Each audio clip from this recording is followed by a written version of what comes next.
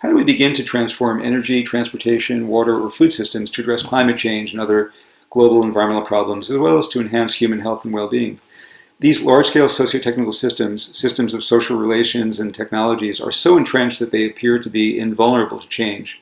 But in fact, large socio-technical systems like the food system are composed of and shaped by everyday social practices, the mundane, ubiquitous, habitual performances that make up our daily lives. So transforming them requires changing everyday practices. These everyday social practices have significant environmental and public health impacts. For example, carrying the groceries in a plastic bag contributes to 3% of New York City's residential waste stream. Cooking, refrigeration, and dishwashing account for a quarter of household electricity use in the US. Eating out just one extra meal a week contributes to 2 pounds a year in weight gain, so the practice of home cooking can actually address the problem of obesity. These small and seemingly inconsequential food practices, commonly portrayed at the margins of food system change, can actually be strategic levers for cities to achieve broader social, economic, and environmental goals. I've been deliberate in using the word practices instead of the more commonly used term behaviors. Practices, unlike the decisions of atomized individuals that we typically call individual behaviors, are social because they're shaped and reinforced by shared understandings of normality or what's considered the ordinary and appropriate way of doing things. The environmental and public health fields tend to focus on behavioral interventions to change individual actions. This individualistic approach applies methods like education, social marketing, taxes and incentives, or regulations, but in contrast, a social practice approach to achieve beneficial behavior places the performance of the practices themselves rather than individual behaviors at the center of analysis.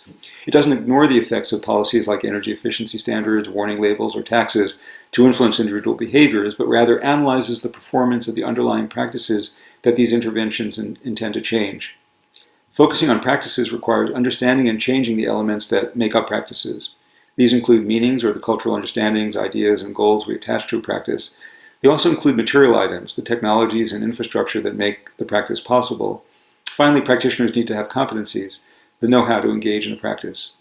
For example, public health officials try to encourage individuals to cook at home instead of eating prepared food, which is often less healthy for them. They often provide cooking classes and offer subsidies for people to shop at farmers markets.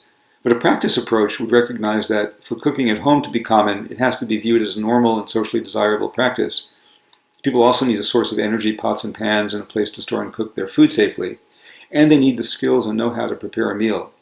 If these three elements, materials, meanings, and competencies, aren't in place, the practice will not take hold and expand. And thus, we need to address the elements of the practice rather than attempting to persuade, prod, or cajole individuals to cook. Practices don't exist in isolation, but cluster in larger, interdependent bundles of practices. A single practice like buying food is therefore integral to wider practices combined to accomplish everyday mundane goals. A practice approach would examine how these bundles of practices related to cooking at home, for example, traveling around the city to shop, eating food, washing dishes, discarding food, even watching television, organize the mix of food practices that constitute everyday life. Small changes to practice may not be significant enough to stimulate a transition in larger socio-technical systems, but over time, these practices become more prevalent and transform bundle practices, stabilizing and becoming the new normal. For example, making misshapen fruit culturally acceptable can change buying practices and reduce food waste. Designing community gardens into housing developments increases opportunities for food production, and changing cooking competencies can increase purchases of fresh ingredients and increase home cooking. Cities are uniquely positioned to drive change in systems of practice in at least 5 different ways. First, as centers of media and dense social networks, cities can support the creation of new meanings of practice. Cities run school systems that offer strategic entry points to influence the practices of young people. Cities influence the spatial layout of practices and the availability of material components of the food system, like the locations of fresh food retailers or land for urban farming.